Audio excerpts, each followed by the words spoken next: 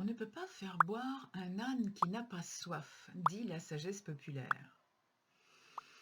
Je ne sais pas quel est votre rapport aux ânes. Certains pensent que l'âne est un animal stupide. Au contraire, l'âne est l'un des animaux les plus intelligents qui soient, à tel point qu'il sait fort bien où il doit aller et quand il doit y aller. C'est la raison pour laquelle, quelquefois, on ne peut pas faire avancer un âne, on ne peut pas le faire passer par le chemin où il ne veut pas aller. De même, l'âne est un animal parfaitement déterminé qui écoute son intuition et lorsqu'il pense que ça n'est pas bon pour lui, il ne fait pas.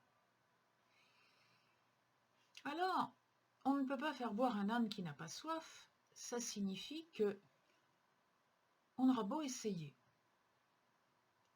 de convaincre par exemple quelqu'un dans un domaine quelconque, cette personne, si elle ne veut pas, elle est comme un âne qui a décidé de ne pas boire, extrêmement têtue, elle ne le fera pas.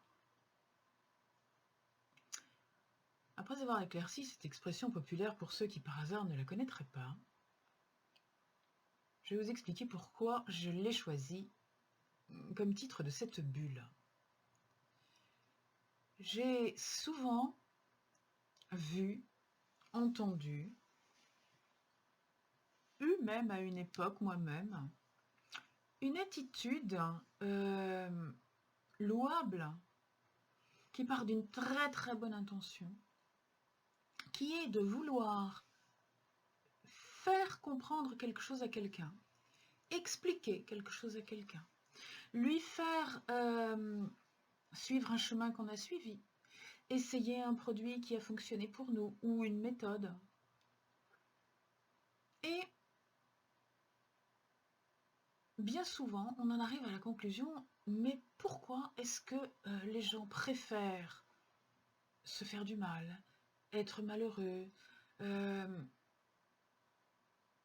aller vers quelque chose qui va les faire souffrir, aller vers quelque chose qui ne leur convient pas, plutôt que d'ouvrir les yeux sur la possibilité d'une situation meilleure. Et à la longue, on finit par comprendre que la personne, toute personne, l'individu en général, ne fait, n'entend, ne voit que ce qui lui correspond au moment présent. Lorsqu'on a besoin de quelque chose, on le rencontre, on le trouve. Peut-être est-ce qu'on a croisé cette chose ou cette personne des centaines de fois au préalable, mais ça n'était pas le moment. Eh bien, lorsqu'on a besoin d'un produit, d'une technique, d'un livre, d'un conseil, d'un accompagnateur, on le rencontre au moment où on est prêt, comme le disait je ne sais plus quel sage de l'Antiquité, lorsque l'élève est prêt, le maître arrive. Mais c'est vrai dans tous les domaines. Lorsqu'on est prêt à recevoir quelque chose, on le trouve. D'une manière ou d'une autre. Par l'intermédiaire de quelqu'un ou par ses propres moyens. Et là, eh bien, on le reçoit, on l'accueille et on y va. Si ça n'est pas le moment, ça n'est pas le moment. J'ai vu, je vois encore, c'est quelque chose qu'on voit au quotidien quand on veut bien regarder, de nombreuses personnes se taper la tête dans le mur en disant ça fait mal. À chaque fois, et même encore maintenant, je continue toujours, même si je sais que dans certains cas c'est totalement inutile, comme je le ferais en proposant un seau d'eau à un âne, même s'il n'a pas soif, je continue toujours à proposer à la personne que je vois se taper la tête dans le mur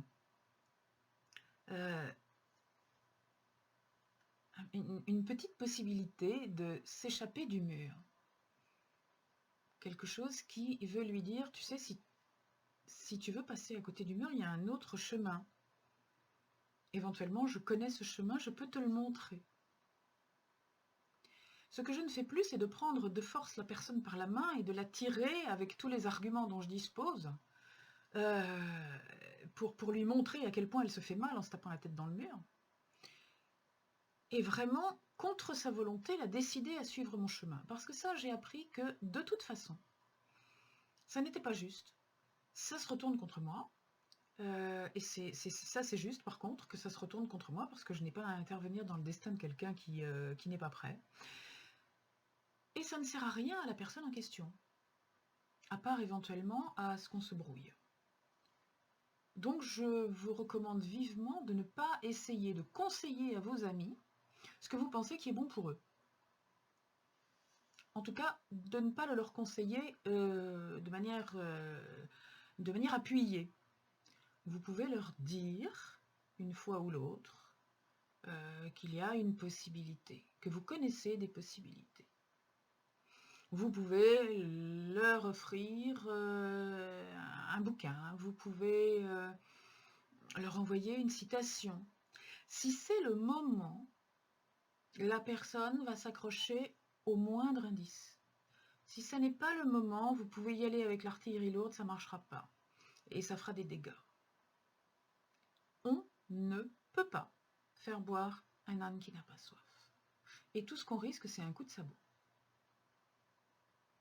C'est une métaphore, mais regardez ce qu'elle signifie. Si vous voulez obliger quelqu'un à faire quelque chose, alors qu'il n'est pas prêt, vous risquez des dommages collatéraux. Est-ce que ça veut dire qu'il faut totalement être indifférent à ce qui se passe pour les autres? Bien sûr que non. On ne peut pas ne pas avoir d'empathie, ne pas souffrir lorsqu'on voit les gens se détruire, sombrer dans la maladie, sombrer dans l'addiction, sombrer dans l'agressivité, dans les difficultés, dans la violence quelquefois, dans la dépression, souvent. On ne peut pas voir ça sans essayer quelque chose. Mais ce quelque chose, ça doit être une main tendue. Une main sous forme de « écoute, je suis là, si tu veux ». Ça, on peut le faire, on doit le faire. Régulièrement. Je suis toujours là, si tu veux. Ce qu'on ne peut pas faire et ce qu'on ne doit pas faire, c'est intervenir de façon invasive sur la personne. On tend la main, mais on n'attrape pas la personne. Quand une personne se noie, lui jeter la bouée pour qu'elle puisse s'accrocher, c'est bien. Plonger pour aller la sortir de l'eau, c'est moins bien. Elle a son libre arbitre. Elle a le choix. Et nous ignorons, nous ne sommes pas dans le plan divin, dans le secret des dieux, comme on dit, nous ignorons pourquoi cette personne vit ce qu'elle est en train de vivre. De toute façon, ça fait partie de son destin. Et c'est à elle, avec son libre arbitre, de choisir ce qu'elle veut en faire. Si elle veut en guérir, si elle veut en sortir, c'est à elle de choisir la sortie. C'est pourquoi personne, même le plus grand des médecins, le plus grand des marabouts, le plus grand des guérisseurs, ne peut pas guérir quelqu'un. Personne ne peut guérir quelqu'un d'autre. On peut soigner, c'est-à-dire prendre soin. On peut apporter des remèdes, conseiller des attitudes, une hygiène. Mais la guérison ne vient pas de l'extérieur, elle vient de l'intérieur. La personne décide de guérir. Si elle décide de guérir, elle va choisir de bénéficier de l'aide qui lui est apportée. Elle va attraper la bouée. Si elle décide de ne pas se noyer et de sortir de l'eau, elle va attraper toutes les bouées qu'on lui envoie. Elle va choisir celle qu'elle préfère. Elle va attraper les bouées. Si elle veut rester dans l'eau et continuer à couler, tout en criant peut-être le contraire, parce qu'il y a beaucoup de gens qui vous disent « je veux m'en sortir » et qui, en fait, à l'intérieur d'eux-mêmes, ne veulent pas. Si elle veut rester dans l'eau, consciemment ou inconsciemment, vous n'avez pas le droit de la sortir de l'eau. C'est difficile à entendre. On ne peut pas faire le bien des autres, et surtout pas malgré eux. Je suis amenée à enregistrer cette vidéo parce que je vois un certain nombre de personnes qui essayent de tirer les autres vers une démarche, vers un apprentissage, vers des pratiques. Tu devrais arrêter de manger ci ou ça. Tu devrais te mettre à tel régime. Tu devrais prendre tel complément alimentaire. Tu devrais suivre le stage de telle personne. Tu devrais. Tu devrais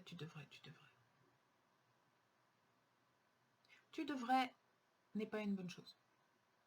La bonne chose, c'est moi, je suis allée en stage avec telle personne, j'ai bien aimé. J'y retourne l'année prochaine, si ça t'intéresse, tu peux venir avec moi.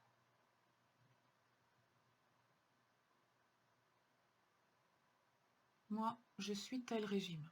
Il me convient. Peut-être est-ce qu'il te conviendrait. Peut-être pas. Parce qu'en fait, nous sommes tous différents les uns des autres. Et ce qui convient à Pierre ne convient pas forcément à Paul.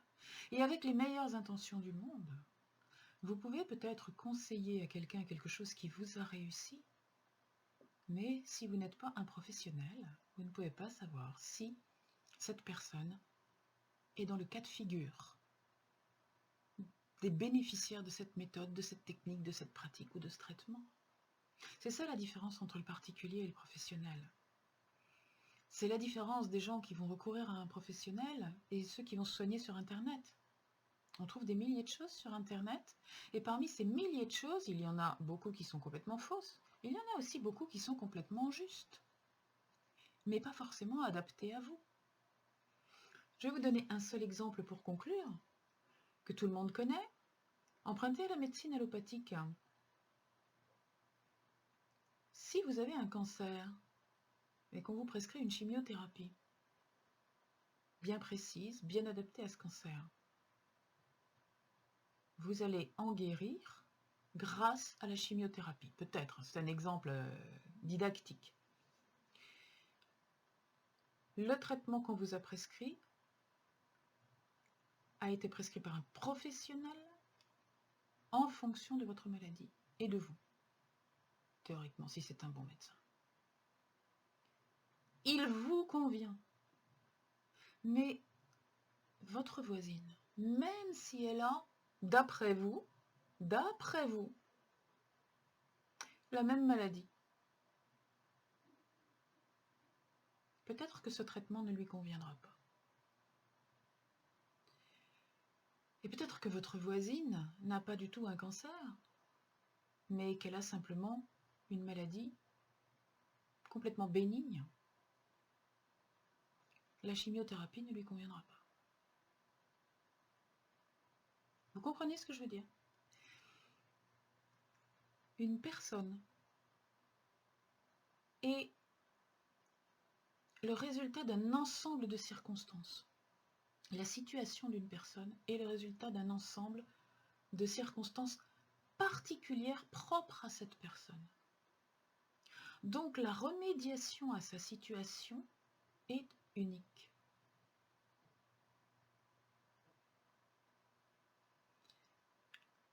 Le voisin ou la voisine est une personne différente.